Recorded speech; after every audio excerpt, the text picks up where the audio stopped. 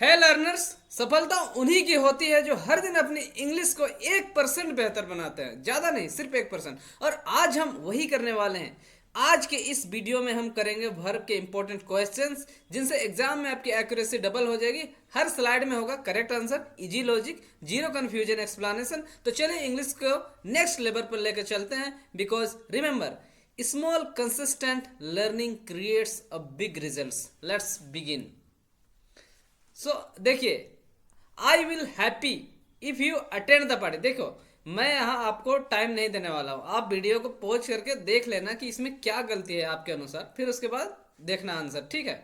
तो देखना है आपको, यहाँ पर मिलाना है कि आई will happy if you attend the party. तो क्या सीखें, देखिए यहाँ पर क्या है, विल क्या है, विल है हेल्पिंग वर्ब, ठीक है। तो विल है हेल्पिंग वर्ब, इसके बाद क्या है, मेन वर्ब गायब है, ठीक है। तो आई विल बी हैप्पी होगा, I will be happy if you attend the party. बोलते हैं मैं खुश होऊंगा यदि आप पार्टी अटेंड करोगे, ठीक है। तो यहाँ देखिए, जब भी विल क्या है, विल है मॉडल, ठीक है। तो मॉडल जब भी आता है हेल्पिंग वर्ब के रूप में आता है, ठीक है। हेल्पिंग वर्ब के रूप में आता है, इसके बाद क्या होगा, हमेशा मेन वर्ब आएगा। और मेन वर्ब क्या होगा, वो बेस फॉर्म होगा, एकदम शुद्ध शुद्ध, वो बेस फॉर्म होगा। तो बेस फॉर्म आएगा। यहाँ पर क्या है, यहाँ एक अवस्था दर्शा रहा है, क्या अवस्था, ठीक है। अवस्था दर्शा रहा है, तो अवस्था वाला वर्ब क्या है, बी है, ठीक है। बी अवस्था दर्शाता है, तो इसीलिए बी का बेस फॉर्म क्या है, बी। तो यहाँ पर होगा I will be happy if you attend the party. देखिए करेक्ट आंसर है I will be happy if you attend the party. Reason क्या है, विल के बाद एडजेक्टिव आए तो बी लगता है। एडजेक्टिव आना मतलब क्या, वो एक अवस्था, एक गुण दर्शा रहा है, ठीक है। इसलिए आई विल बी हैप्पी, हैप्पी क्या है, एडजेक्टिव है। देखो स्टूडेंट्स, याद रखो, विल के साथ अगर एडजेक्टिव आता है, जैसे हैप्पी हो गया, सैड हो गया, एंग्री हो गया, ठीक है, तो हमेशा be as a main verb लगेगा। इसलिए सेंटेंस होगा I will be happy, simple trick, big score. देखिए I am agree with you, आप इसे पॉज करके देख लीजिए क्या गलती है। आई एम एग्री विथ, देखिए यहाँ क्या हो रहा है, I am agree with you, मतलब क्या बोल रहा है कि मैं तुमसे सहमत हूँ, ठीक है। मैं तुमसे सहमत हूँ, तो मैं तुमसे सहमत हूँ। तो देखिए यहाँ पर क्या है, अम भी वर्ब है, ठीक है, और एग्री भी वर्ब है। तो यहाँ डबल डबल वर्ब हो रहा है। और सिंपल प्रेजेंट टेंस का बात है कि मैं तुमसे सहमत हूँ। तो सिंपल प्रेजेंट टेंस का स्ट्रक्चर क्या होता है, सब्जेक्ट प्लस क्या है, वर्ब होता है, सब्जेक्ट प्लस वर्ब होता है। तो यहाँ पर क्या है, सब्जेक्ट प्लस वर्ब, ऐसे नहीं होता है ना, इसीलिए दो यहाँ पर वर्ब नहीं आएगा। अम का यहाँ अननेसेसरी यूज हुआ है, यहाँ पर सिंपल हो जाए आई एग्री विथ यू, ठीक है। देखो करेक्ट आंसर है I agree with you. Agree एक स्टेटिव वर्ब है, ठीक है। अग्री भी अवस्था दर्शा रहा है कि मैं तुमसे सहमत हूं, और बी भी अवस्था दर्शा रहा है, ठीक है। तो यहाँ जरूरत क्या है, एग्री का, इसलिए इसके साथ आई एम नहीं लगता। तो कॉमन मिस्टेक है, हम कहते हैं आई एम एग्री, लेकिन ये सही नहीं है, आई अग्री होगा, ठीक है। क्योंकि अग्री पहले से ही एक विचार बताता है, एक्शन नहीं।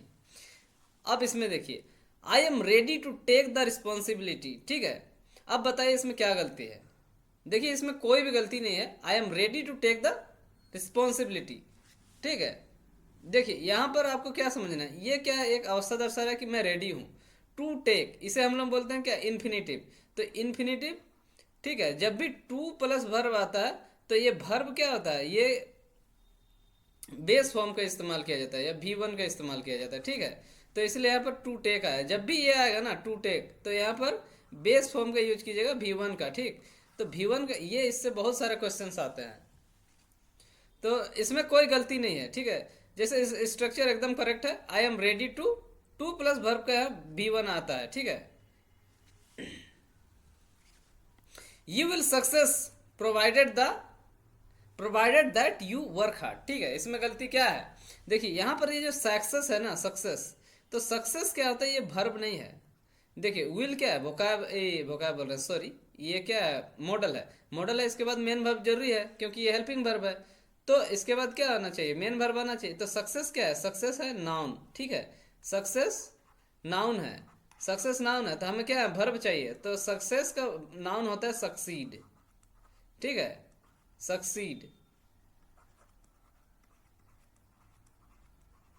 तो सक्सीड यहाँ पर होगा यू विल सक्सीड, प्रोवाइडेड मतलब बशर्ते यू वर्क हार्ड। तो सक्सेस क्या है कि नाउन है, यहाँ पर हमें करेक्ट क्या होगा, यू विल सक्सीड, सक्सीड होता है वर्ब फॉर्म, ठीक है। प्रोवाइडेड मतलब बशर्ते that you work hard, reason क्या है, हमें वर्ब चाहिए, ठीक है, सक्सीड। तो सक्सेस नाउन है, वर्ब नहीं, वर्ब चाहिए तो सक्सीड बोला जाता है। You will succeed, important for exam.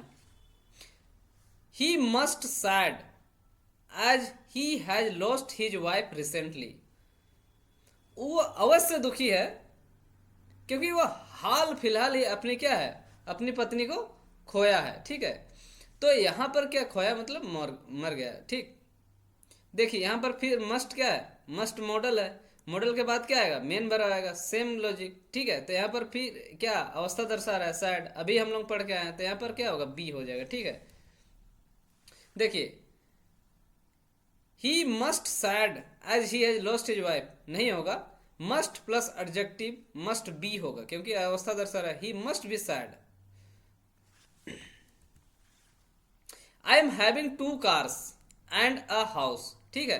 तो मैंने बताया था आपको, हैव का मतलब जब भी कोई पोजेशन या मालिकाना अर्थ निकलता हो ना, तो वो कभी भी आईएनजी फॉर्म में नहीं आता है, ठीक है। भी आईएनजी फॉर्म में वो कभी नहीं आता है, वो क्या हो जाता है, वो एक स्टेटिक वर्ब हो जाता है, इसलिए वो हमेशा भी आईएनजी फॉर्म में नहीं आएगा। तो यहाँ पर आई एम हैविंग नहीं होगा, ठीक है, I have 2 cars and a house, ठीक है। इसका मीनिंग निकलेगा कि मेरे पास 2 कार हो रहे हैं और एक घर हो रहा है, लेकिन इसका मीनिंग क्या है, मेरे पास 2 कार हैं और एक घर है, ठीक है।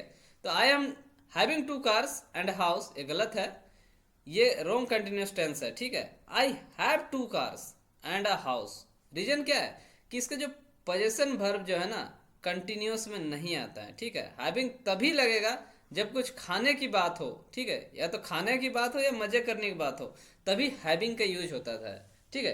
पोजेशन का अर्थ जब भी हैव से निकलेगा तो आई हैव होगा। सी इज हैविंग मेनी बॉयफ्रेंड, यहाँ पर सेम चीज हो गया, ये एक अवस्था ही दर्शा रहा है कि उसके पास, ये पोजेशन ही दर्शा रहा है कि उसके पास बहुत सारे बॉयफ्रेंड्स हैं, तो ठीक है। तो सी हैज मेनी बॉयफ्रेंड होगा, ना कि सी इज हैविंग होगा। सिर्फ वही सेम चीज है, जब मालिकाना हक दिखाना हो, जैसे फ्रेंड्स, हाउस, मनी, कोई भी है, तो कंटिन्यूस टेंस नहीं चलता है। She has many boyfriends. I am having lunch now, ठीक है। देखो यहाँ खाना खाना का जब भी मीनिंग आता है, हैव का मीनिंग खाने का जब भी निकलता है ना, तो वो कंटिन्यूस हो जाता है, कंटिन्यूस ले सकता है, और यहाँ पर हम लोग हैविंग के यूज कर सकते हैं। यहाँ मीनिंग निकल रहा है I am having lunch now, मैं अभी लंच कर रहा हूँ। I have had my breakfast just now, ठीक है। I have had my breakfast just now, तो यहाँ पर क्या है, हैव का मतलब यहाँ खाने का निकल रहा है, ठीक है, लेकिन ये क्या है, ये प्रेजेंट परफेक्ट टेंस है, ठीक है। तो यहाँ पर एक ही रूल याद रखना है कि जब भी हैव आएगा, ठीक है, हैव, हैज या फिर हैड, ठीक है, इसके बाद जो भी अगला वर्ब आएगा वो हमेशा V3 होगा, ये जो है यही यहाँ पर रूल है, ओके। और ये जो जस्ट नाउ है, ये जस्ट नाउ दर्शा रहा है कि ये प्रेजेंट परफेक्ट का है। She and her friends are having fun, तो देखिए यहाँ पर क्या है, हैव फन, जब भी मीनिंग हैव फन का, हैव फन एक क्या है, फ्रेजल वर्ब है, ठीक है, ये एक फ्रेज है। तो हैव फन का मतलब होता है मजे करना, मजे करना, ठीक। तो जब भी मजे करने का मीनिंग निकलता है हैव फन से, तो ये कंटिन्यूस टेंस लेता है, ओके। तो इसमें लेगा he is owning a farm house, he is owning a farm house, फिर यहाँ पे है मालिकाना हक निकल रहा है, ओनिंग, तो यहाँ पर भी फिर क्या होगा, कंटिन्यूस नहीं लेगा, ठीक है। ओनिंग क्या है, फार्म हाउस, ये रॉन्ग है, ही ओन्स अ फार्म हाउस, उसके पास एक फार्म हाउस है। तो ओन भी कभी क्या है, कंटिन्यूस टेंस में नहीं आता है, ओनिंग नहीं आएगा, ओनरशिप हमेशा सिंपल प्रेजेंट टेंस में ही होता है, ठीक है। I am not possessing any gun, फिर वही केस आ गया, ठीक है, चाहे पजेस हो चाहे ओन हो, ये भी कंटिन्यूस में नहीं आएगा, सिर्फ क्या होगा, I am not possessing any gun नहीं होगा, I do not possess any gun, ठीक है। डू नॉट ये सिंपल प्रेजेंट टेंस में जब नेगेटिव करते हैं तो डू आगे आ जाता है, ठीक है। पजेस क्या है, स्टेटिव वर्ब है, फिर कंटिन्यूस नहीं लगेगा, सेम थिंग है। I do understand your problem, ठीक है, यहाँ पर ये वर्ब बिल्कुल सही है। देखिए यहाँ पर क्या है, इसको एम्फसाइज कर रहा है, ओके। तो आई डू अंडरस्टैंड योर प्रॉब्लम, ठीक है। तो ये डू का इस्तेमाल है ऐसे कि मैं तुम्हारी समस्या समझ सकता हूं, वो जोर दे के बोल रहा है, I do understand. He did send me a letter but I didn't receive any, ठीक है। ये डिड सेंड, ठीक है, ही डिड सेंड, ठीक है, लेकिन जनरली एग्जाम में ये चीज नहीं पूछा जाता है, ठीक है।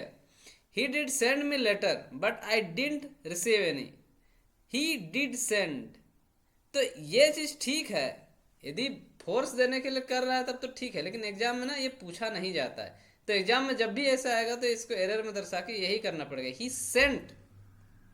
ही sent me a letter but I didn't receive any, ठीक है। डिडंट रिसीव, यहाँ रिसीव्ड नहीं होगा, देखिए यहाँ डिडंट है तो यहाँ क्या होगा, रिसीव होगा, क्योंकि एक V2 आ चुका है ऑलरेडी, ठीक है। फाइनल सेंटेंस यही होगा कि he send me a letter but I didn't receive any.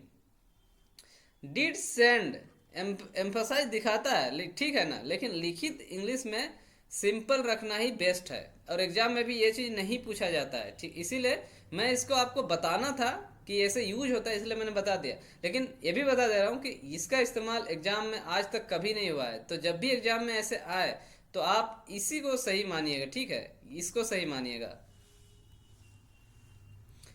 I had to left my job, देखिए इसमें ये गलती है ना कि आई हैड टू लेफ्ट, ये क्या है, फोर्सफुल एक्शन है, तो हैड टू, ठीक है, हैड टू या हैव टू या हैज टू, ठीक है। तो इन सब के बाद क्या होता है, V1 लगता है, V1 या बेस फॉर्म बोलिए, ठीक है, ये क्या है, इन्फिनेटिव लग जाता है यहाँ पर। तो यहाँ पर क्या हो, आई हैड टू लीव होता, ठीक है, यहाँ पर लेफ्ट नहीं होगा, यहाँ टू के बाद वर्ब का बेस फॉर्म लगता है, तो वही चीज होगा, करेक्ट होगा I had to leave my job. Had to के बाद वर्ब का बेस फॉर्म लगता है, ठीक है, V2 नहीं लगेगा कभी भी, हमेशा V1 लगेगा, ठीक है। We have to perform our duty, ये बिल्कुल सही सेंटेंस है, फोर्सफुल एक्शन है, ठीक है, इसमें कोई दिक्कत नहीं है। हैव टू ऑब्लिगेशन है, फोर्सफुल एक्शन है, करेक्ट है। हैव टू का सिंपल रूल है, ठीक है। He will has to come on time, ठीक, देखो विल के बाद क्या लगता है, मेन वर्ब आता है, विल क्या मॉडल है, इसके बाद मेन वर्ब लगेगा, और मेन वर्ब कैसे होगा, एकदम शुद्ध साफ सुथरा होगा, क्या होता है, वो बेस फॉर्म होता है, बेस फॉर्म बोलिए या फिर V1 बोलिए, ठीक है, क्योंकि बेस फॉर्म और B1 में एक ही में डिफरेंस है, वो है बी में, ठीक है।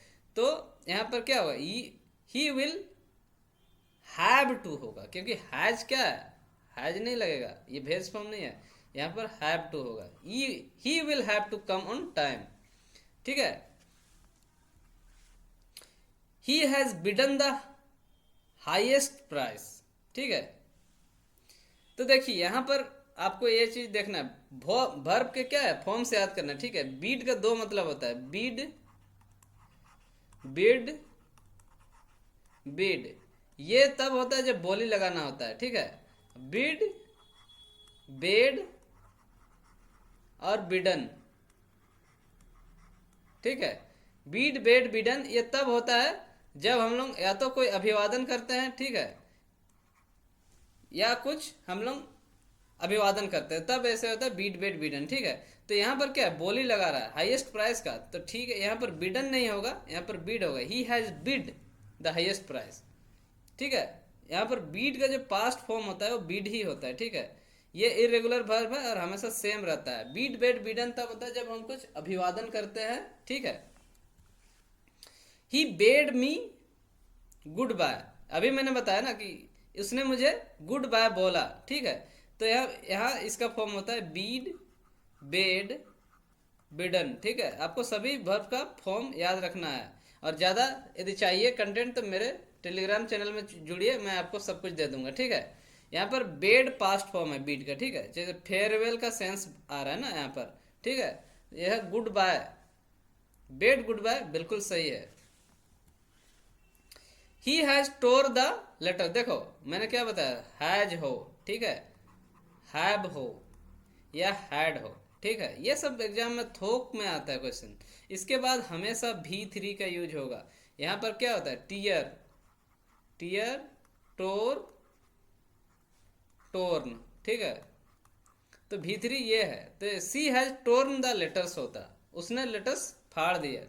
तो दोस्तों ये था हमारा वर्ब प्रैक्टिस पार्ट 1। अगर आपको ये वीडियो समझ आया, मज़ेदार लगा, तो आपकी तैयारी में यदि मदद मिली तो इस सीख को यहीं मत रोकिए, इसे रोज अपनी एक प्रैक्टिस में जोड़ दीजिए, ठीक है। Because consistency creates champions and you are building yourself every single day. अगर आपने आज एक भी नया कॉन्सेप्ट सीखा है तो कमेंट में लिखिए आई एम इम्प्रूविंग, ताकि आपकी लर्निंग को एक नई एनर्जी मिले। और हाँ, पार्ट 2 में हम वर्ब को और गहराई से समझेंगे, even more powerful questions and smart tricks. So don't forget to like, share and subscribe. Next video में आप मिस ना करें। Thank you.